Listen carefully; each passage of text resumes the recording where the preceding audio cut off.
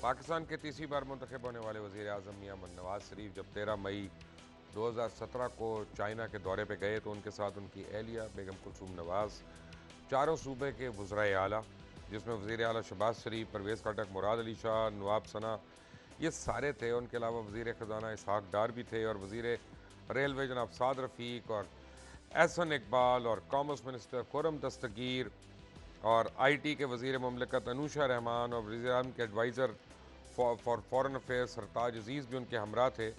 और इतने बड़े डेलीगेशन को रिसीव करने के लिए, हाई प्रोफाइल डेलीगेशन को रिसीव करने के लिए बीजिंग एयरपोर्ट पर ली शियांग जो कि वाइस चेयरमैन है Beijing municipal Chinese people's political consultative के, वो लेने आए हैं वहाँ पे। उन्होंने इन सब को रिसीव किया। हकीकत ये है कि वो कहते हैं ना, जाफरस बंगाल सादिकस दक्कन, ये जो बड़ा मिसरा मशहूर है, उसकी वजह यह है कि जब आप खुद बेचेंगे अपने मुल्क को और अपने मुल्क की हर चीज़ बेच देंगे तो यही आपकी इज़्ज़त, यही आपका वक़ार, यही आपकी औकात भी रह जाएगी। दूसरा, मुझे नहीं पता क्या वजह हुई है कि तमाम इंटरनेशनल लॉज के होते हुए पाकिस्तान ने इंटरनेशनल कोर्ट ऑफ जस्टिस में कुलभूषण यादव वाले केस को क्यों जाके कंटेस्ट किया। क्योंकि जब इंटरनेशनल कोर्ट ऑफ जस्टिस किसी को नोटिस भेजती है तो उसमें एक उनका लॉ है, एक ओवरराइडिंग उनका एक एसओपी है कि जब तक दो या उससे ज़्यादा ममालिक जॉइंटली अपील नहीं करते वो पिटीशन वहाँ पे सुनी नहीं जा सकती।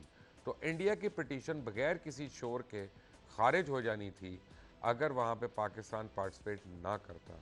पता नहीं क्या किया इन्होंने। मुझे साथ आज ज्वाइन करे जनाब जनरल गुलाम मुस्तफ़ा साहब, आरिफ हमीद भट्टी, साबिर शाह और मोहसिन बेग इस्लामाबाद से। आप सबका बहुत बहुत शुक्रिया। सबसे पहले ज़रा कुलभूषण पे मैं बात कर लूँ। मैं सी पैक पे आता हूँ। सी पैक तो है ही ढोंग और ड्रामा, मैं तो बड़ी देर से इस पर कन्विंस हूँ, अब बाकी लोगों को पता चलना शुरू हुआ है। बट एक कुलभूषण यादव का क्या करे, इसको छोड़ना है बाकियों की तरह तो इसको छोड़ देते हैं, फिर अपना ऐसा करते हैं, कहते हैं 2 दिन अनारकली में शॉपिंग कर ले और बागा के रास्ते चला जाएगा। यानी कोई हमें दुश्मन ही नहीं नज़र आता अपना, जो जितना मर्जी इकबाल जुर्म भी कर ले तो और हमने क्या करना। मुझे नहीं समझ आती कि हुकूमत पाकिस्तान क्या करना चाहती है, और जो बज़ाहिर जो शवाहिद नज़र आ रहे हैं जिस तरीके से आपने बयान किया, मेरी अपनी स्टडी भी यही है और ज़्यादातर जो पाकिस्तान की लीडिंग लॉयर्स हैं उनका भी यही व्यू पॉइंट है कि पाकिस्तान को ये केस कंटेस्ट करने की ज़रूरत ही नहीं थी, एक सिंपल लेटर लिख देते मसला हल हो जाना था। अब जब कि हम कोर्ट में चले गए हैं, दो तीन चीज़ें हैं। एक तो वहाँ पे एक इंडियन जज बैठे हुए हैं वहाँ पे।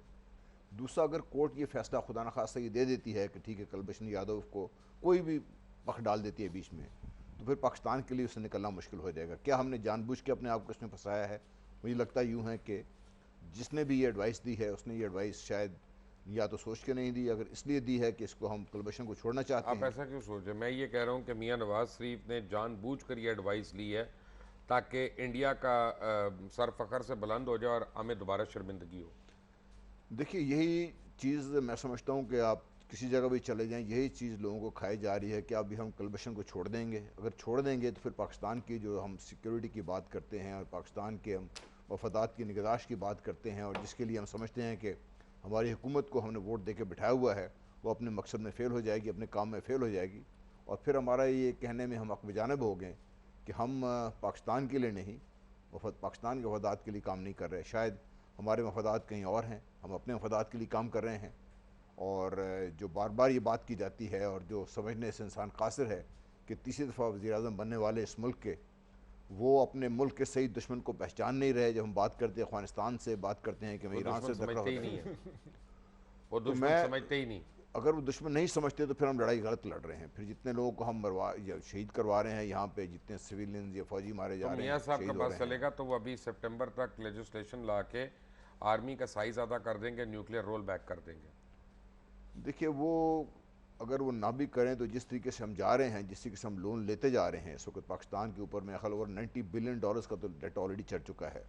और सी पैक के बहाने से हम और जो लोन लेते जा रहे हैं तो किसी स्टेज पे आके कोई ना कोई हमारा गला पकड़ लेगा जब हम दे नहीं सकेंगे इसको। पाकिस्तान की आमदनी कम हो रही है, बाहर से हमारी जो इम्पोर्ट्स हैं हमारी कम हो रही हैं, हमारे जो ज़र मुबादला के ज़खायर जो बाहर से आने की वजह से बिल्डअप होते हैं वो कम हो रहे हैं। और हम हैवी टर्म्स पे लोन लेकर अपने दिन से डेली चला रहे हैं हम अपने सिस्टम को। तो फिर तो हुकूमत दुनिया वैसे ही हमारा गला पकड़ लेगी। तो मैं ये समझता हूँ कि जो मुख्तलिफ इदारे हैं, जो लोग बात समझते हैं, अगर ये हम इस वक्त हुकूमत को नहीं समझा सकते और हुकूमत का गला नहीं पकड़ सकते तो फिर पाकिस्तान के लिए मसाइल बढ़ रहे हैं। भट्टी साहब। बिस्मिल्लाहिर्रहमानिर्रहीम। मैं जनरल साहब से इख्तलाफ करता हूँ।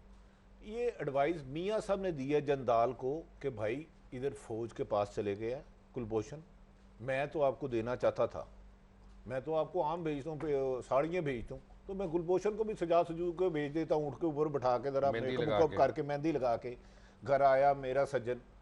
तो उस पर मेरा ख्याल है कुलभूषण को उन्होंने एडवाइस किया कि आप अदालत में चले जाए अक़वाम मुत्तहिदा की, उस पर वो चले गए। उसके बाद एक पाकिस्तान का भी जज साहबान को भेजा जा सकता था, जानबूझ के नहीं भेजा, जबकि क्लियर क्रिस्टल क्लियर है कि जब तक दोनों मुल्क तहरीरी तौर पर आमादा ना हो केस चल नहीं सकता। आप चल केस लड़ने क्यों गए? इसका मतलब है आप अपनी दोस्तियों को मुल्की मुफाद पर तरजीह दे रहे हैं, आप अपने बिजनेस को मुल्की मुफाद पर तरजीह दे रहे हैं।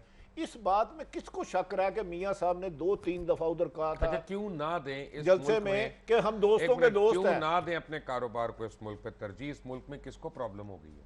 नहीं देखे, फिर अपने हजारों जवानों को शहीद कराना छोड़ दे, फिर इंडिया के पांव पकड़ ले। हमदर्दी नहीं है, उनकी हमदर्दी नहीं हो, जिंदा रहे या शहीद हो। नहीं नहीं साहब, एक अकलौता बेटा हो सरहद पे जाए, मां फखर से आंसू, वो उनका बेटा नहीं है ना, उनके बेटे तो इस मुल्क में नहीं है।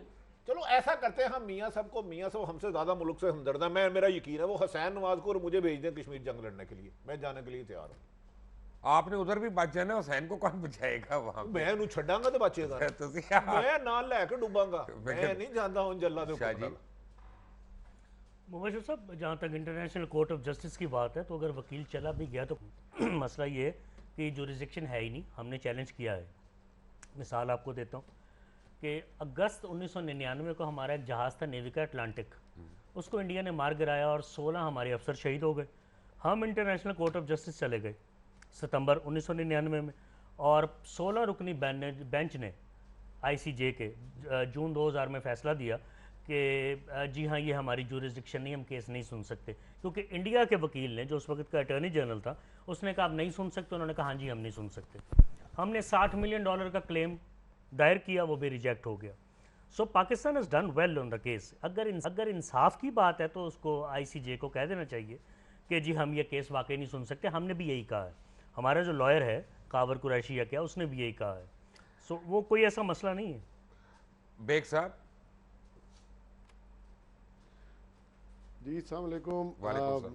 मुबशर साहब, मैं वैसे ये शाह साहब की बात से इत्तफाक करता हूँ, क्योंकि जो रिपोर्ट्स हमने वहाँ से आई और पढ़ी और जो प्रिंट हुई हैं, उसमें जो खावर कुरैशी साहब ने केस प्लीड किया है वो बेसिकली यही केस है जो शाह साहब बात कर रहे थे कि जुरिस्डिक्शन नहीं बनती। प्लस उन्होंने कोर्ट को मेरे ख्याल में जो एविडेंस दिखाए हैं गुलभूषण साहब के हवाले से वो बड़े सॉलिड हैं। तो मेरे ख्याल में अच्छे की उम्मीद है। अगर वो केस, यही केस पाकिस्तान में कहीं होता तो मैं डाउटफुल होता कि पता नहीं क्या फ़ैसला आएगा। जैसे प्रीवियस फैसले आपने देखे हैं जो यहाँ पे आते हैं, तो मेरे ख्याल में इस अदालत से तो इंसाफ ही। मेरा ये ख्याल है ना मोहसिन बेग साहब, एक काम करते हैं ना, अगर आप दोनों इतने ऑप्टिमिस्टिक हैं जी, आप भी और साबिर शाह भी, तो फिर एक और काम कर लेते हैं ना। ऐसा करते हैं कि वही वकील को जो आपका गया हुआ रिप्रेजेंट करने बड़ा अच्छा वकील है, उसको कहते हैं कश्मीर की पिटीशन भी डाल दे और उसके रेजोल्यूशन पे भी फैसला करवा देना। वहां पे इंडिया मानता है, खड़ा होता है कि नहीं होता। फिर जरा यार ये अपना, मेरा मतलब मेरी बात खत्म होने दे अभी। 1 मिनट बेग साहब, माजरत के साथ, आप हमारे बड़े हैं, सीनियर हैं, लेकिन जब अपना इंडिया आपके साथ आपके केसेस पे तो इंटरनेशनल कोर्ट ऑफ जस्टिस में नेगोशिएट नहीं करना चाहता, आपने उनसे कौन सी कुंडी खाई हुई है यार? वो आपकी बात ठीक है। मसला ये है कि मैं उस इशू पे बहस नहीं करूंगा कि हमारे लॉयर्स को वहां जाना चाहिए था या नहीं जाना चाहिए था, वो सेपरेट बात है। केस जिस तरीके से वहां प्लीड किया गया, जिस तरीके से उन्होंने आर्गुमेंट्स दी, एविडेंस दिखाई, वो मैं समझता हूं कि अच्छा केस है। और फैसला मेरे ख्याल में, जहां तक कश्मीर की बात है, वो केस आलमी अदालत में तो नहीं है, वो यूनाइटेड नेशन में है। लेकिन हम चले जाते हैं यूनाइटेड नेशन। गुजारिश करता हूं बेग साहब, गुजारिश है कि एक तो वकील ना जाता तो क्या नुकसान था। अगर अब चले गए हैं, हमने आर्गूमेंट भी कर ली है, खुदा ना खास्ता वो कहते हैं गुलभूषण तक रसाई दे दो, तो फिर बड़ा अच्छा फैसला होगा। इट मीन फिर हम नहीं, मैं देखिए उनके फैसले पे या कुलभूषण को रसाई देने पे मैं उस चीज पे नहीं आ रहा। मैं ये कह रहा हूं कि अगर ये चले गए हैं, मैं राइट और रॉन्ग की भी बात नहीं कर रहा। मैं ये समझता हूं कि केस बेग साहब आप बहुत सीनियर आदमी हैं, हम आपसे सीखते हैं। सिर्फ मेरी ये रहनुमाई करें, हम सिर्फ एक लेटर भेज देते कि इंटरनेशनल कोर्ट में हम ये केस आप नहीं सुन सकते, तो क्या कोई नुकसान था? मेरा अपना ओपिनियन है भट्टी साहब, मुझे नहीं इंफॉर्मेशन नहीं है। मेरा अपना ओपिनियन ये है कि जब भी ये केस लॉयर्स के साथ डिस्कस किया गया होगा पाकिस्तान में, तो केस बहुत सॉलिड है, एविडेंस भी बहुत सॉलिड है, फेयर इनफ, जीतने के चांसेस बहुत ज्यादा है। हमारे क्योंकि उस जगह पे मैं नहीं समझता कि कोई 2 नंबरी हो सकती है। बात हमारी गवर्नमेंट की अप्रोच की हो रही है। क्यों जी? देखिए, इशू मेरा ये है, अगर इसमें 0.001% चांस भी है कि वो कलभषण को किसी किस्म की रियायत दे देगी वो कोर्ट, और जो चांस लगता है, देखिए उस केस को जो अभी शाह साहब भी कह रहे थे, इससे इक्वेट मत करें, वो एक डिफरेंट इशू डिफरेंट था। वो ये इशू डिफरेंट है, एक इंडिविजुअल का है। और जो इंडिया ने जो बात की है, अगर उसमें से 1% चांस भी है कि कलभषण को कोई रियायत मिल जाती है, तो पाकिस्तान का सारा जो सिस्टम बनाया हुआ है वो सारा धड़ाम से गिर जाएगा। ये मैं वो बात कर रहा हूँ। ये देखिए, इंडिया में पाकिस्तान के लोग पकड़े जाते रहे हैं, उनको फांसी दे जाती रही है, किसी ने बात नहीं की उसके अजमल बारे में। साहब सारे लोग, हालांकि वो पाकिस्तानी भी नहीं था, जैसे मजे की बात है, पाकिस्तानी भी नहीं था, पाकिस्तानी पाकिस्तानी को को बदनाम किया। अगर चलो जीत जाते हैं फिर तो है ही हमारा राइट, क्योंकि वो सुन ही नहीं सकते। लेकिन माइनस पॉइंट कर, पहले सफारती सतह पर आप नाकाम रहे, मिन्नत करूं, अब आप अदालती सतह पर नाकाम मैं रहे। मिन्नत खुदा करूं, का वास्ता इस मुल्क को छोड़ दे यार, ये मगरमच्छों से। आप जरा प्लीज ठंडे हो। वैसे ही अफसार आलम मेरे पीछे पड़े रहते हैं, ऊपर से आप इतना बोल रहे हैं, आपके तो वैसे ही दुश्मन है वो। अच्छा मेरी अर्ज सुन ले। एक तो मैं अबसार आलम के बाद से याद आ गया, मैं मियाँ प्राइम मिनिस्टर साहब आपसे गुजारिश करता हूँ कि जिसने सहाफ़ी ने, उसने अपने माँ बाप के लिए, बहन के लिए, बीवी के लिए, बेटी के लिए, बच्चों के लिए आपसे प्रॉफिट को फ़ायदा लिया, आप उनके नाम दें, वरना मैं दे दूंगा। अबसार आलम साहब, आप जो मर्जी कर लें, सच का गला आप नहीं दबा सकते, आप नहीं दबा सकते, आप नहीं दबा सकते। आलम ने क्या कुछ आखिरी सांस तक पैसे सच बोलेंगे, प्रोग्राम पे पाबंदी लगा दोगे तो दिल में बुरा कहेंगे, जिस हद तक जाओगे। तो मियाँ साहब, जिस जर्नलिस्ट ने आपसे सरकारी और दरबारियों ने पैसे लिए ना, सबकी एक फरिस्त बहुत जल्द मैं जारी करने लगा हूं कि 98 में शराड़ पे पैदल कौन चलता था धक्का लगा के, और आज अरबों रुपए की प्रॉपर्टी कैसे है, उसने अपने बच्चों को सेट कैसे शराड़ में भी और पैदल भी, यानी बड़ा ही बदनसीब आदमी वो धक्के नहीं थी ना। अब अरबों रुपए आ गया, और जो जितने दरबारी सरकारी हैं, देखिए पाकिस्तान हमें ये हिट करे, हमारी फैमिलियों को हिट करे ये, लेकिन खुदारा पाकिस्तान की सलामती पे कंप्रोमाइज ना करें। इनके सरकारी दरबारी बड़ा बोलते हैं, बहुत बोलते हैं। अब मुझे बताया ना, कुलभूषण के लिए इन्होंने वकील भेजा क्यों, जबकि हर आईनी माहिर एतजाज ऐसा 10 लोगों से मैंने पूछा, उन्होंने कहा इन्हें एक लेटर भेजना चाहिए था सिर्फ। क्यों जी? देखिए जी, अपने अपनी राय है, दुनिया सारी हमारे खिलाफ है, ना भेजते तो एक्स पार्टी डिसीजन हो जाता। कैसे डिसीजन कैसे होता? हो ही नहीं, लॉ नहीं है यार, ये और नहीं है। आपको किसने कहा? एक मिनट ठहर जाए, आप ऐसा करें, ब्रेक में आपको पता पिछली दफा शरीफुद्दीन पीरज़ादा था बेंच के ऊपर। सर एक सेकंड, मुझे भी पता है, ये कोई न्यूरमबर्ग ट्रायल नहीं हो रहा, इंटरनेशनल तो फिर फैसला हमारे हक में अगर न्यूरमबर्ग नहीं है। इंटरनेशनल कोर्ट ऑफ जस्टिस में 2 कम से कम फरीकों को एग्री करना चाहिए एक डिस्प्यूट पे कि वो उस पर चौधरी से करवाना चाह रहे हैं। अगर वो नहीं एग्री करते दोनों लोग, तो वो नहीं, आईसीजे नहीं ले सकता। तो फिर तो ये भी लॉ नहीं है कि काउंसलर एक्सेस दे किसी दहशत नहीं, जब आप उसको आर्बिट्रेटर आपने बना दिया, फिर आपके ऊपर वो बाइंडिंग होगी उसकी बात। मोशर साहब, आप मुवक्कफ ही पेश नहीं करने गए तो क्या होगा? मुवक्कफ क्या पेश करना है हमने उसके ऊपर? देखिए, कौमी सर, इस हालात में गारंटी कोई नहीं है कि फैसला आपके हक में आ जाए, हालांकि बहुत मजबूत केस है, रिट्रेट। आपको अफसार आलम को आपकी बातें बड़ी अच्छी लग रही है। इशू ये है, अफसार के साथ मैंने रिपोर्टिंग की है 15 साल, और अफसार ने कोई रिपोर्टिंग नहीं की, और मुस्लिम लीग नून मैंने ज्वाइन कर ली। आपने अफसार आलम ने भी तो ज्वाइन की हुई, आपने भी ज्वाइन मैंने कर ली। इसका मतलब है next vice chancellor Punjab university या पीआईए के चेयरमैन मेरा भाई साबर शाह है। नहीं, और बड़े लाइन में भट्टी साहब, ये मैक्सिमम मैं आपको बताता हूँ इनकी पहुंच कहाँ तक है। ये अपना पीसीबी के मीडिया एडवाइजर लगेंगे, बट जनरल साहब मेरे साथ हैं, बड़ी साहब मेरे साथ हैं, शाह साहब मेरे साथ हैं, और मोहसिन बेग साहब भी मेरे साथ है। बाय द वे, ये पीसीबी वाली मैं ब्रेकिंग न्यूज़ दे रहा हूँ, ये मैं मजाक नहीं कर रहा। एक ब्रेक के बाद, टेक अ ब्रेक।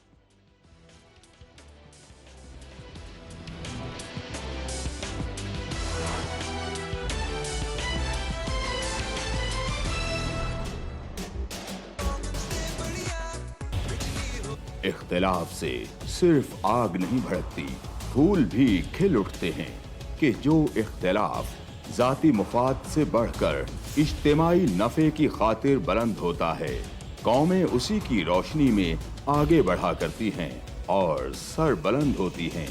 मेरी कौम इस दुनिया में खूब सर बुलंद हो, ये मेरा मसला है, जिसके हल की खातिर अरबाबे इख्तियार के नाकिस फरमानों और फैसलों पर मेरा हाथ खुद ब खुद कलम की जानिब बढ़ जाता है और मैं लिखता हूँ इख्तिलाफी नोट।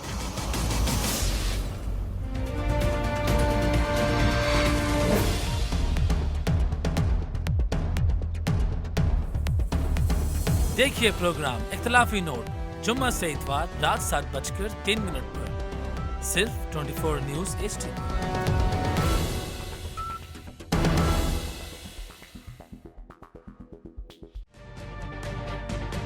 तजुर्बा भी, सोच विचार भी, जहां लाजिम हो वहां तकरार भी।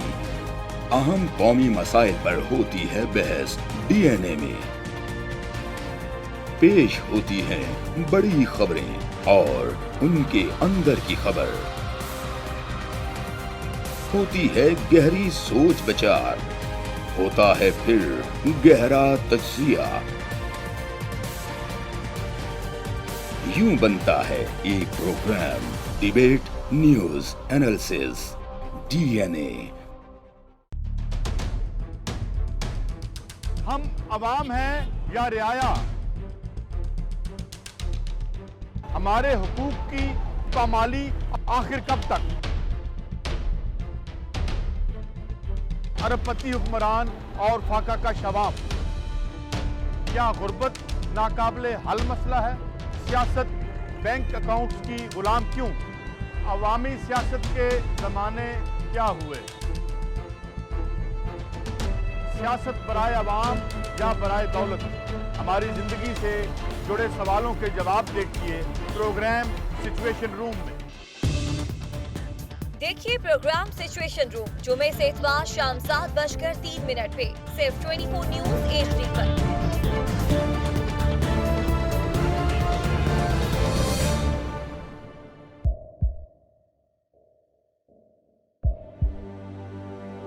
आवाजों के शोर में मकासद गुम हो जाते हैं।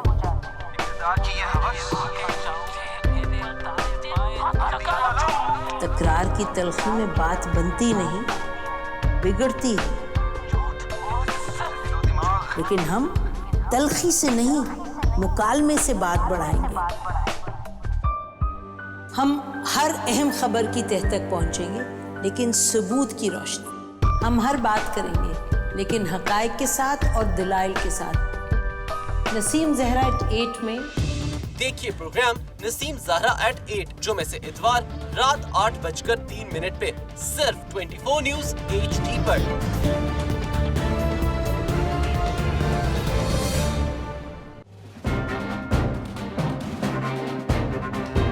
लिखते रहे जुनू की हिकायात खूंचता,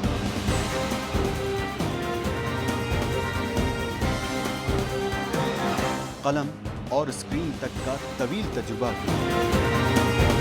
एक भरपूर सहाफती तारीख के साथ प्रोग्राम मुजाहिद लाइव।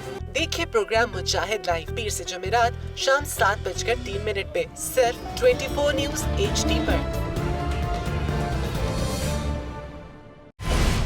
पैनामा लीक्स में अभी तक $55 बिलियन पाकिस्तानियों का आइडेंटिफाई हुआ है। हमारे मुल्क की औरतें जो हैं वो टॉर्च लाइटों में अपने बच्चे जनने पे मजबूर हो गई। क्या अभी ये गारंटी है कि आगे ऐसा वहीं पे नहीं होगा या कहीं और पे नहीं होगा? सच्ची बात है कि मेरे पास बाप की किसी बात का जवाब नहीं। जहांगीर तरीन की सियासत खतरे में पड़ गई थी जब उनको ये बताया गया कि उन्होंने कर्जे माफ करवाएंगे। हमारे यहाँ का अदालती निज़ाम अगर सौलत मिर्जा को फांसी देता है, उस आदमी को क्यों छोड़ देता है जो सौलत मिर्जा बनाने में? क्या कोई भी करप्ट सियासतदान जो है उसकी चोरी जो है उसको पकड़ने से जमहूरियत खतरे में पड़ती है, इंसाफ खतरे में पड़ता है।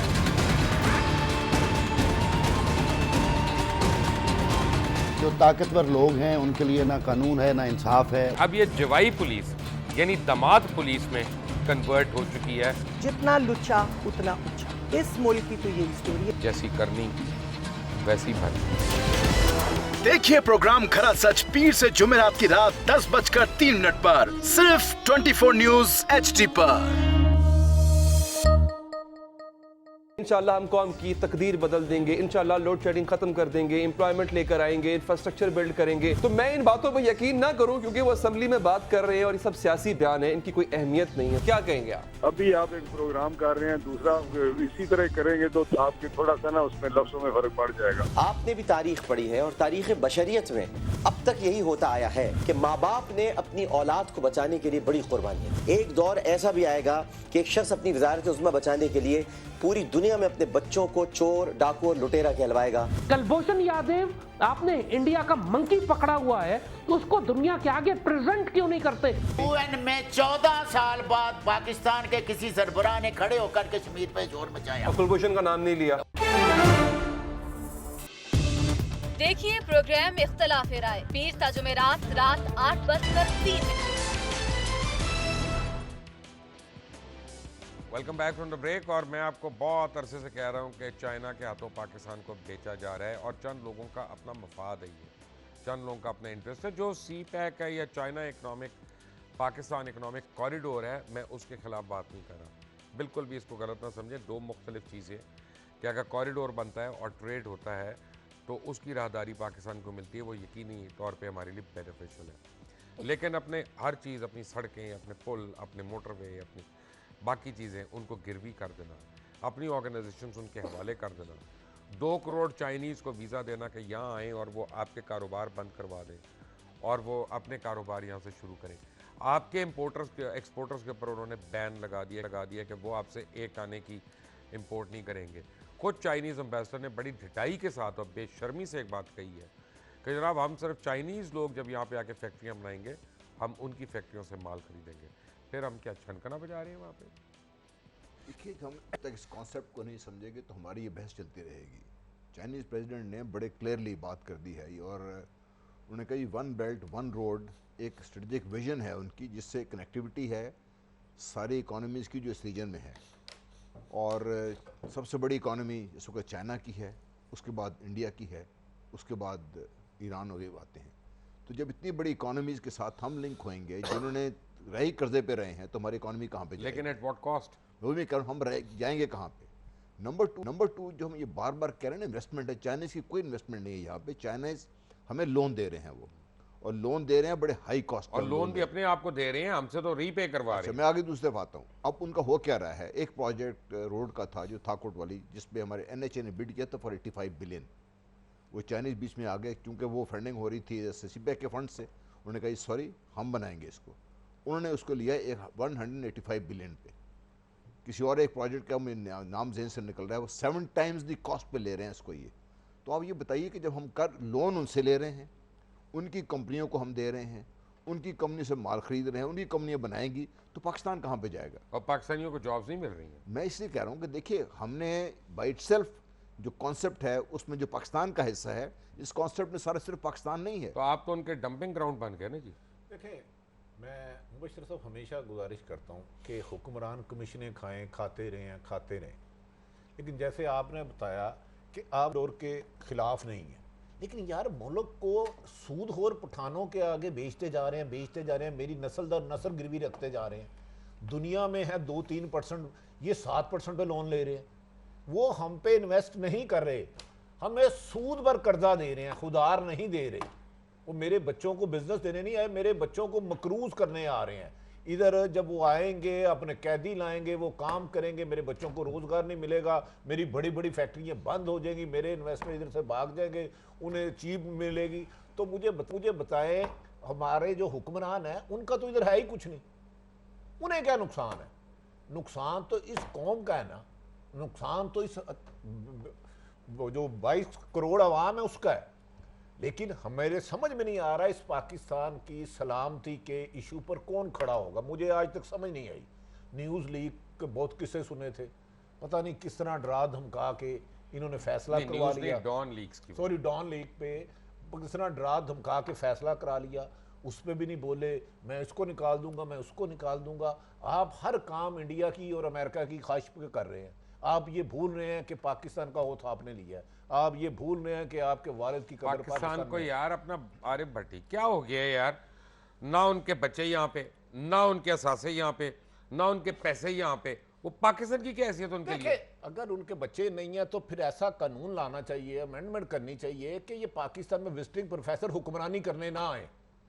अगर हुक्मरानी करने आ रहे हैं तो अवाम के मसाइल का हल भी तलाश करें। जो इनके बच्चे खा रहे हैं इस मुल्क के 90% उन बच्चों को वो भी सहूलतें दें, मुअस्सर करें, बुनियादी सहूलतें दें। लेकिन कमीशन माफी है, इन्हें पूछने वाला कोई नहीं। माजी में सुप्रीम कोर्ट में अटैक किया, कुछ नहीं हुआ। डॉन लीग के बाद जो फैसला आया वो मुझे पता है बहालत मजबूरी आया, किस तरह डरा धमका के फैसला किया गया, किस तरह इंडिया की ख्वाहिश को पूरा किया गया, अहम तरीन लोगों को बुला के क्या मैसेज दिया गया। ये इस मुल्क के साथ सिक्योरिटी रिस्क बनते जा रहे हैं। कुछ लोग, मैं नाम नहीं ले रहा। आप मीडिया मैनेजर बन रहे हैं, एडवाइजर बन रहे हैं पीसीबी? मैं चेयरमैन आऊंगा। नहीं, चेयरमैन आप नहीं, मैं बताऊंगा आपको चेयरमैन की है। तो चेयरमैन अपनी जगह पे तो ऑफर नहीं किया आपको। सर कौन चेयरमैन? आपसे सीपैक पे उस वक्त सवाल पूछूंगा जब पीसीबी पे सच बोल। आप मेरी बात सुने, पहले करते हैं सीपैक पे बात। नहीं मैं तो कुरान मंगवाया अंदर पहले और आपसे हाथ उठवा के हल्फन मैंने पूछना है। और ये रिजक है, आपको ऑफर हुई है कि नहीं? नहीं मुझे नहीं। नहीं ये झूठ बोल रहे हैं। एनीवे सीपैक पे बात कर रहे हैं। देखिए बात यह कि ग्वादर पोर्ट का हम सब जानते हैं कि डीप वाटर पोर्ट है। चाइना को उसकी ज़रूरत है स्ट्रेटेजिकली। उनका अगर शंघाई और बीजिंग वगैरह से वो एक्सपोर्ट करने जाते हैं या इंपोर्ट उनकी आती है तो 5000 किलोमीटर का फासला पड़ता है। ये चीज़ें हम पढ़ चुके हैं। इसके अलावा सी पैक है, सड़कें बनेगी। इसके अलावा किसी ना मिनिस्टर को पता सी पैक है, ना आपको ना मुझे। ट्रांसपेरेंसी अभी तक कंटेंट पे नहीं है, मुझे नहीं मिली। अगर पावर प्लांट्स लगने हैं तो उसमें और पार्टनर कौन है, कौन से इस्लामी मुल्कों से हैं? कतर से तो नहीं है कहीं 4-5 पावर प्रोजेक्ट्स के। एलएनजी में मैं फिर बात करता हूँ एलएनजी के अलावा मैं पावर प्रोजेक्ट्स की बात कर रहा हूँ। अगर मैं गलत हूँ तो मुझे तरदीद आनी चाहिए कि नहीं पावर प्रोजेक्ट्स में नहीं है। कतर से तो नहीं है 2-3, ये बातें देखने वाली हैं। अगर नहीं है तो फिर वो हिस्से क्यों छुपाए जा रहे हैं? दूसरा, जब मेरे मुल्क के 3 बॉर्डर्स पे टेंशन होगी तो सी पैक क्या करेगा? ट्रक मनसेरे से निकल जाएगा, बालाकोट से निकल जाएगा, एबटाबाद से निकलेगा। खौफ की फ़ज़ा में सड़कों के इर्द गिर्द क्या रेस्ट हाउस और पेट्रोल पंप और फूड कॉर्नर बनना शुरू हो गए? नहीं तो फिर क्या बलूचिस्तान में मुकम्मल अमन हो चुका है, जिसमें ईरान का आप हिस्सा आपने देखा उज़ैर बलोच की सूरत में और कुलभूषण यादव की सूरत में? क्या ये थ्रेट ख़त्म हो गए? अगर बलूचिस्तान में थ्रेट ख़त्म नहीं होते तो ग्वादर कैसे आबाद होगा? ग्वादर आबाद नहीं होगा तो लेबर कहाँ से आएगी और किस तरह? लेबर चाइना से आ रही है अभी भी। ये मैंने खुद मैंने आपकी चैनल के जियो के एक प्रोग्राम में देखा ही है। नहीं ये खबर दी किसी ने? नहीं खबर नहीं, उन्होंने ये बताया कि वहाँ पे जो लोकल मौजूद हैं ग्वादर के वो फाके कर रहे हैं, उनको कुछ नहीं मिल रहा। जब भी प्रोजेक्ट लगता है किसी मुल्क में, अच्छा किताबें ये कहती हैं कोई ना कोई फायदा होता है लेबर की सूरत में। लेबर ज्यादा यहीं से ही होगी। आपके और हमारे यानी फेलो जर्नलिस्ट जनाब हामिद मीर साहब के प्रोग्राम का मैं हवाला दे रहा हूँ, आपको भी याद आ जाएगा। देखें, हमें किसी के कॉरिडोर से कोई प्रॉब्लम नहीं है, हमें कोई नहीं है, लेकिन हम ये कहते हैं कि आप जो कॉन्ट्रैक्ट्स करते हैं कम से कम उनको ट्रांसपेरेंट रखें, ठीक है ना? और हमें पता हो कि हम उसकी क्या कीमत चुका रहे हैं। बेग साहब, आप एग्री करते हैं मेरी बात से कि नहीं करते? जी बिल्कुल एग्री करता हूँ। दोस्तों ने जितनी भी बातें की, बेसिकली जो लोन लिया जा रहा है 7%, और आप मज़े की बात देखिए 6% इंश्योरेंस भी है, 13% पे जाके ख़त्म होता है। और दुनिया में कोई एग्जांपल नहीं है ये जो कास्ट हम लोन की पे कर रहे हैं या उसका जो इंटरेस्ट बनता है। सेकंड चीज़ ये है कि आप देखिए कि कितने गल्फ़ कंट्रीज़ में कितनी ज़्यादा डेवलपमेंट है, पूरी दुनिया ने वहाँ सरमाया लगाया, लेकिन उन्होंने आपको लोकल को पार्टनर रखने के लिए एक कानून बना दिया है। आप किसी अरब कंट्री में खुद से जाके बिजनेस नहीं कर सकते जब तक आप किसी लोकल को साथ पार्टनर ना बनाए। वो स्लीपिंग पार्टनर होता है, लेकिन उसको साल में इतनी अर्निंग मिल जाती है कि वो आपके साथ कोई और स्टेट के साथ कोई मसला पैदा नहीं करता। यहाँ पे जो सी पैक रोड को छोड़ दीजिए, बाकी प्रोजेक्ट को छोड़ दीजिए, इस वक्त FBR ऐसी कंपनीज चाइनीज जो आ रही हैं इन्वेस्टमेंट सो कॉल्ड और अपने बिजनेस सेट करने, उनको 25 साल की टैक्स की छूट है। जब वो 25 साल टैक्स की छूट होगी तो लोकल इंडस्ट्री उसको कम्पीट नहीं कर पाएगी।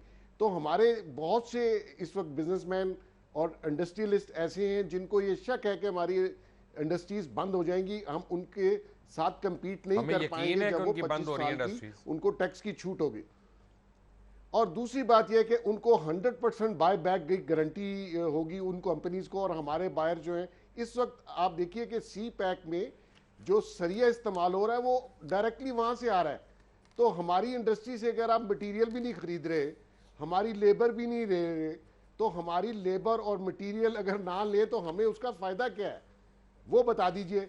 अगर फायदा नहीं है, आपकी तो पूरी एग्रीकल्चर लैंड जो है, प्राइम एग्रीकल्चर लैंड जो है बेग साहब, वो चाइना को लीज पे दी जा रही है ताकि वो अनाज जो है सारा उगाकर वो चाइना ले जाएगा अपने लिए, और आपके लोग यहाँ पे गंदम की रोटी को तरस जाएंगे। क्या बातें कर रहे हैं आप? मैं गंदम की रोटी कह रहा हूँ। कल जो ये स्टोरी छपी थी, आज उसका रिबटल उन्होंने बड़े जोरों शोर से मिनिस्टर साहब ने दिया है, और उन्होंने कहा ये हाफ ट्रुथ है। आप देखिए कि आज दिन तक इन्होंने कौम, ये अगर मुआहदा कौम के लिए है और इस मुल्क के लिए है, तो आप छुपा किससे रहे हैं? आप कौम को बताते क्यों नहीं कि क्या एग्रीमेंट आप करने जा रहे हैं? आप तो जवाब दिए इस कौम के सामने, और आपने हर चीज छुपाई हुई है। और जो एग्रीमेंट आप साइड पे कर रहे हैं, वो तो शायद कौम को जाके 2030 में पता चलेगा कि इन्होंने क्या एग्रीमेंट किए थे। तो ये तो चोरों वाला काम हो रहा है, चोरी वाला काम हो रहा है। अपने इंटरेस्ट में अपने फायदा देखा जा रहा है, और मुल्क की तो परवाह वैसे भी किसी को नहीं है। लावारिस सा मुल्क है, आपको पता है, इसको ओन कोई नहीं करता, और जो ओन करने वाले उन बेचारों की हैसियत नहीं है कि आके आगे बात कर सके। माजरत के साथ अगर मैं एक बात करूं तो आई होप कोई चीज मैं एक बात ऐसी करने लगा हूं कि आई होप कि कोई इससे बुरा ना मनाए, क्योंकि सच बोलूंगा। जनरल साहब, माजरत के साथ, अल्लाह करे कि मैं गलत हूँ, मुझे पाकिस्तान का कोई मुस्तकबिल नजर नहीं आता। देखिए, पाकिस्तान का मुस्तकबिल इन 22 करोड़ अवाम के हाथों में है। अगर वो आप बात करें ना जिसकी, उन 22 करोड़ अवाम के हाथों में अपने पीने का पानी नहीं है। ये बात आपकी सही है। अगले दिन अगर आपको याद हो तो किसी एक हमारे बड़े सीनियर पॉलिटिशियन ने एक बड़े सीनियर जनरल ऑफिसर के साथ ऐसी बात की कि आप किसको रिप्रेजेंट कर रहे हैं, आप बात मत कीजिए। तो मुझे बात करने का हक भी मुझसे छीना जा रहा है, और ये भी कहा जा रहा है चंद एक रिटायर्ड जो सो कॉल्ड डिफेंस एनालिस्ट हैं वो मामलात ख़राब कर रहे हैं, जिससे डॉन लीग्स 2 भी शायद हमने ही पैदा किए। डॉन लीग्स 2 बड़ी एक इंटरेस्टिंग चीज़ देखने की ज़रूरत है इसमें। आसिम इकबाल साहब ने आज जो भी बयान दिया है उसमें उन्होंने नहीं किया इसको, उन्होंने कहा जी कि कंप्लीट डिटेल्स नहीं है इसमें। उन्होंने जो ब्रिज वर्जन दिया 34-35 सफ़े का, अभी तक टोटल ब्लूप्रिंट नहीं आ सका। एक कैसा मंसूबा है जिसका अभी तक ब्लूप्रिंट नहीं है? वो है ब्लूप्रिंट, पाकिस्तान में नहीं है, वो चाइनीज़ के पास है अभी, क्योंकि ये सारा चाइनीज़ ड्रिवन प्रोजेक्ट है ये सारा। जनरल साहब, माफी चाहता हूँ, हम पाकिस्तान की सरजमीन में प्रोजेक्ट लगा रहे हैं और हमारे पास नहीं है एग्रीमेंट। देखिए, तो ये कैसी बात है कि मेरी जगह इस्तेमाल, मेरी जमीन इस्तेमाल हो रही है और हमारे पास ही नहीं? क्या हुक्मरान अकल के अंधे हैं? मैं यही तो कह रहा हूं कि आपका कोई मुस्तकबिल ही नहीं है। देखिए, नहीं, देखिए, गुजारिश है मुझे जनरल साहब, बड़ी हैरत हुई, आप पढ़े लिखे आदमी हैं, हमारे हुक्मरान सारे सोए हुए हैं। एक बिल्कुल सोए में आप दोनों फ्लैट पे अगर आप ऑफशोर कंपनियों के जरिए फ्लैट लें तो वो आपके 3-3 लहरों में। मुझे जनरल साहब एक सवाल का जवाब दे दें। चले, मैं आपको चैलेंज करता हूँ, कौम को छोड़ दें, ये तो भेड़ बकरी हैं, 20 करोड़ 22 करोड़, ये तो अपने पीने का पानी नहीं ले सकती। वो जो लेने निकले थे कराची में, उनका अशर हमने देख लिया था। मुझे ये बताएं कि पार्लियामेंटेरियंस को पता है सीपैक क्या? जी, यही तो बड़ा सवाल है ना, जो हमें जो कह रहे हैं कि आप किसी के लिए बोलने की जरूरत नहीं रखते, क्योंकि वो लोग बोल नहीं सकते जिनको मैंने वोट दे के भेजा है, वो बोल नहीं सकते इसमें। आप भी कसूरवार हैं इनको वोट देने में? जी, मैं कसूरवार हूँ इसमें वोट देने में, और मैं अपना कसूर मानता हूँ, और आज आपसे ये अर्ज कर रहा हूँ। आप अगर आपने नून लीग को वोट दिया ना, तो मैं तो आपको अपने प्रोग्राम में बॉयकॉट कर दूंगा। चलिए, वो तो आपके साथ मेरी शर्त रही। देखिए, मैं जो बात कर रहा हूँ ना, वो गौर करें, चूंकि ये जनरल साहब ठहर जाएं, आप बाकी छोड़ो, जनरल साहब ने पहले बताएं नून लीग को वोट दिया होगा, उन्होंने नून को दिया। डॉन न्यूज़ की मेरा नहीं ख्याल कि जनरल साहब ने पहले भी नून लीग को वोट दिया होगा। ये सेंसिबल आदमी कहते हैं सुपर है, ना सेनेट में जा रही है, ना अदालतों में जा रही है, ना आवाम के पास आ रही है। हम कितने हकायक लोगों से छुपाएंगे, कितना बेवकूफ बनाएंगे? सर, मुझे बोल सकते हैं तो बोल लें। कोर कमांडर मीटिंग के बाद सिक्योरिटी ब्रीच इन्होंने कहा, मैंने नहीं कहा। मुझे इसका जवाब दे दे, बीइंग ये एक्स आर्मी ऑफिसर, वो उसकी रिपोर्ट कहाँ है? उसका डॉन लीक थी, वो सिक्योरिटी ब्रीच था, प्लांटेड स्टोरी थी क्या? मुझे वो तो बता दे। देखिए, मैं भी तो वही सवाल कर रहा हूँ ना, जो वज़ीर आज़म ने खुद नोटिफिकेशन के जरिए कहा था। मेरा ये ख्याल है कि माजरत के साथ डॉन लीक्स की स्टोरी जो है ना, वो बहुत मिस हैंडल हुई है, एंड फ्रॉम बोथ साइड्स में। मैं बाय द वे कौन शामिल कर रहा हूँ? Prime minister's house and Dawn newspaper itself. मैं इनको साइडें मान रहा हूँ, क्योंकि जिसने छापा उसको साइड बनाएंगे, ना कि अपना जिसको एतराज़ हुआ या जिसको पढ़ के उसके ऊपर एतराज़ हुआ, तो उसको तो ज़रा छोड़ दें। अब we have cross that bridge, अब दोबारा उसको विज़िट करना, रीविज़िट करना जो है ना, और घूमते रहना वो कोई फायदेमंद बात। मैं लेकिन बता दूं मुबशर साहब, वो इशू डॉन लीग खत्म नहीं हुआ, वो ऐसा गहरा घाव है जो वक्त के साथ साथ आपको तकलीफ देता रहेगा। मैंने जितने लोगों के इंटरव्यू किए हैं वो पूरे जिस्म में फैल रहा है। भट्टी साहब से मैं एग्री कर रहा हूँ डर के नहीं। वेरी क्विकली आपको एक बताइएगा, पाकिस्तान का फ्यूचर नजर आता है? मैं यहाँ रहता हूँ मुबशर साहब, मैं दुआ कर सकता हूँ। नहीं, दुआ की बात नहीं, मैं फार साइड तो किसी के पास नहीं है। नहीं यार, आप आने वाला फ्यूचर किस तरह देख यार? एक हर चीज के ऊपर आप अपना जो है ना, नहीं आप बताने मुझे टीम पे टांस ना करें। नहीं आने वाले डायरेक्ट एक बात बताएं, वैसे तो आप हर चीज की प्रेडिक्शन कर देते, कॉटन की कर देते हैं कि 3 साल बाद क्रॉप कितनी होनी है, गंदों में अपना कितने किलो होनी है। एक मिनट, सच बात करें, हौसला करें, हर चीज से डरना छोड़ दें जिंदगी में। नहीं, जान अपने खुदा को देनी है। नहीं, किससे डरना? मैं कह रहा हूं मुझे नजर ही कुछ नहीं है, मुझे पता ही नहीं क्या होने वाला। इसका मतलब है आपका मुस्तकबिल को अच्छा नहीं है। क्या हो सकता है बहुत अच्छा हो जाए, अल्लाह ताला को मेहरबानी और कर दे इस मुल्क। ये अल्लाह ताला मेहरबानी करे, वो एक और बात है, आपकी प्लानिंग नहीं है उसमें। 90% अवाम के पल्ले तो कुछ नहीं है। देखिए वोट डालने वाले की कोई औकात नहीं होती, वोट गिनने वाले की औकात होती है। जी बेग साहब, बात यह है कि जिस डायरेक्शन में कौम जा रही है और ये मुल्क जा रहा है, मैं बहुत से लोगों को कह चुका हूँ इस मुल्क का फ्यूचर नज़र नहीं आ रहा। अगर कौम इसी तरह खामोश बैठी रही और ऐसे ही हुक्मरान आते रहे और इनके ऊपर मुसल्लत रहे जिन्होंने मुल्क को बेच दिया, लूट लिया और सब कुछ लेके बाहर चले गए, तो कोई वाकई कोई मुस्तकबिल नहीं है। आज अगर एक नौजवान ग्रेजुएट MBA किया हुआ, उसको 25,000 रुपये की नौकरी इस मुल्क में अवेलेबल नहीं है, और रिश्वत और कनेक्शन के बगैर आप मुझे बता दीजिए कि आप कहीं जा सकते हैं? एक पुलिस का सिपाही अगर आपको पकड़ ले तो आप उससे जान नहीं छुड़वा सकते। नहीं छुड़वा सकते। तो बेसिकली जिस डायरेक्शन में जा रहे हैं वो डिजास्टर है, कोई मुस्तकबिल नहीं है अनटिल कि ये कौम खड़ी हो और अपना खुद मुस्तकबिल चूज करे कि उन्होंने आया तबाह होना है या अपने आप को बेहतर और अच्छा एक कौम बना के एक बेहतर मुस्तकबिल की तरफ। मेरे साथ मैं अभी मुझे ब्रेक लेने दे। कल मुस्तफा कमाल लोगों के लिए पानी, रोटी और बेसिक चीजें ले, उसको गोलियां लाठियां मिली। वो ये अवाम कह रहे हैं उठे जिसको एक वक्त की रोटी नहीं मिल रही, जिसके पाँव में जूता नहीं, जिसको तन पे ढांक गोलियां मारेंगे। भुट्टो ने कितने मार लिए बताया ना, फिर आप अवाम को गिला। कल वो गया ना, कितनों को मार लिया उन्होंने, लाठियां चलाई मासूम बच्चों पर। गोलियां भी चलाने का ऑर्डर था, वो चलाने से फिर अवाम कहाँ निकले गोलियों के लिए? मॉडल टाउन में आपने 100 लोगों को भाई सबसे पहले तो यार अगर ऐसी बात है, अगर ऐसी बात है, अगर ऐसी बात है ना, सबसे पहले आपका 7 बजे का शो बंद कर देना चाहिए। तो कर दे, आपको तो देख के हम निकलते जाते, मैं निकल जाता हूँ। दरबारी सारे का क्या, इनके शाह साहब के जो सरकारी दरबारी है ना, ये मुनाफिक से। शाह साहब का नाम नवाज शरीफ है। नहीं खुदा ना खास्ता, सरकारी दरबारी जो अरबपति बन रहे हैं, आने वाले दिनों में वार्न कर रहा हूं, बात आ जाए, आप थ्रेड के बहुत आखिरी हरबे पे जा रहे हैं। आपको मैं एक बात वार्न कर दूं, ये मीडिया मैनेजर बनने लगे PCB के, एक ब्रेक के बाद तो मिनिमम PIA के चेयरमैन, अदरवाइज हम शाह साहब से बगावत करेंगे। ये PIA का टिकट भी नहीं इनको मिलना। मैंने इंशाल्लाह एक ब्रेक के बाद आएंगे, टेक अ ब्रेक।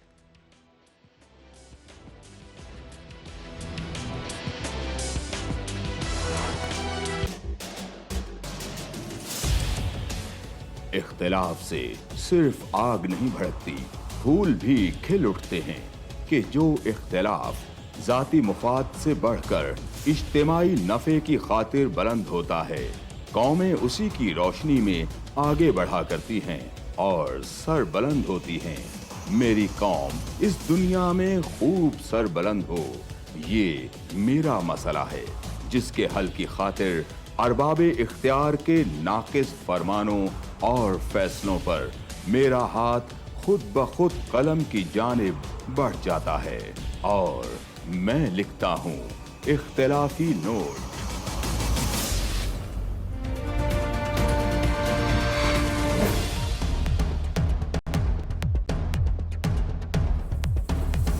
देखिए प्रोग्राम इख्तिलाफी नोट जुम्मा से इतवार रात 7:03 पर सिर्फ 24 न्यूज़ HD।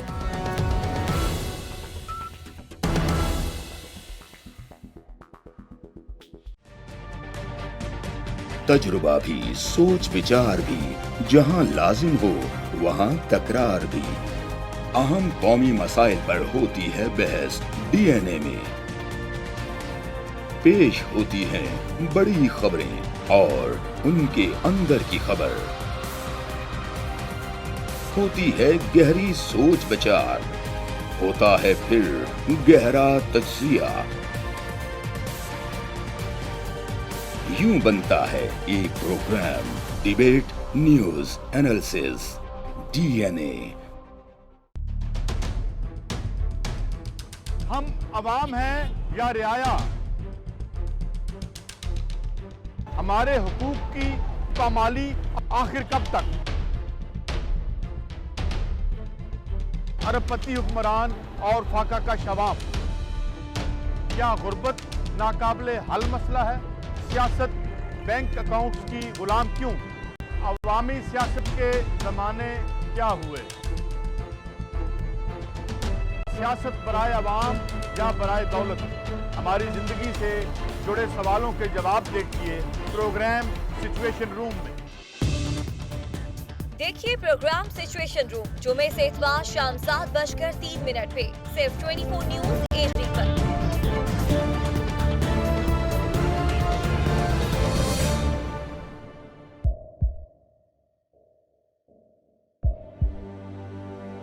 आवाजों के शोर में मकासद गुम हो जाते हैं।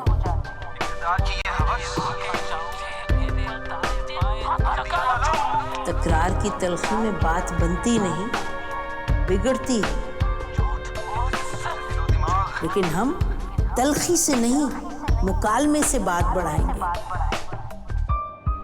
हम हर अहम खबर की तह तक पहुंचेंगे, लेकिन सबूत की रोशनी।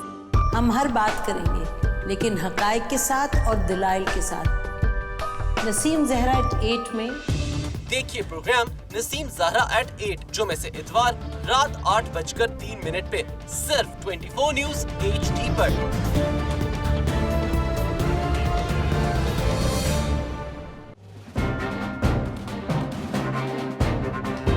लिखते रहे जुनून की हिकायात खूं चुका।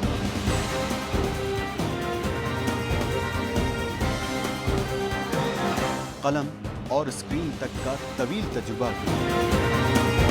एक भरपूर सहाफती तारीख के साथ प्रोग्राम मुजाहिद लाइव। देखिए प्रोग्राम मुजाहिद लाइव पीर से जुमेरात शाम 7:03 पे सिर्फ 24 न्यूज HD पर।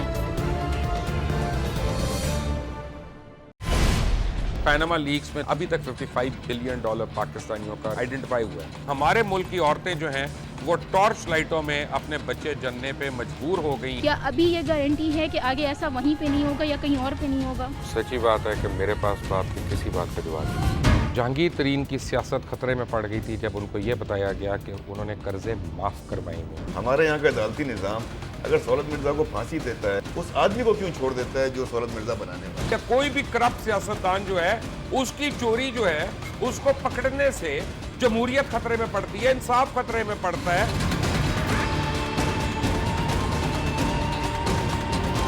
जो ताकतवर लोग हैं उनके लिए ना कानून है ना इंसाफ है। अब ये जवाई पुलिस यानी दामाद पुलिस में कन्वर्ट हो चुकी है। जितना लुच्चा उतना ऊंचा। इस मुल्क की तो ये स्टोरी है। जैसी करनी वैसी भरनी। देखिए प्रोग्राम खरा सच पीर से जुमेरात की रात 10:03 पर सिर्फ 24 न्यूज HD पर।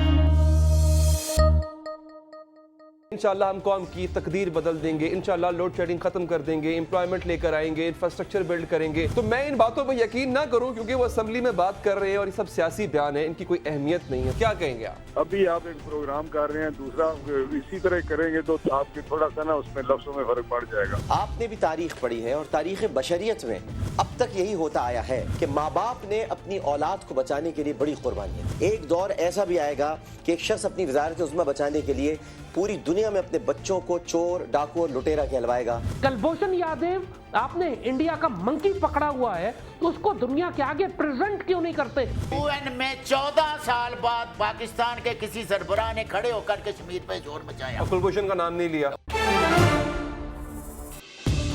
देखिए प्रोग्राम इख्तिलाफ राय पीर ता जुमेरात रात 8:03 पर सिर्फ 24 न्यूज HD पर।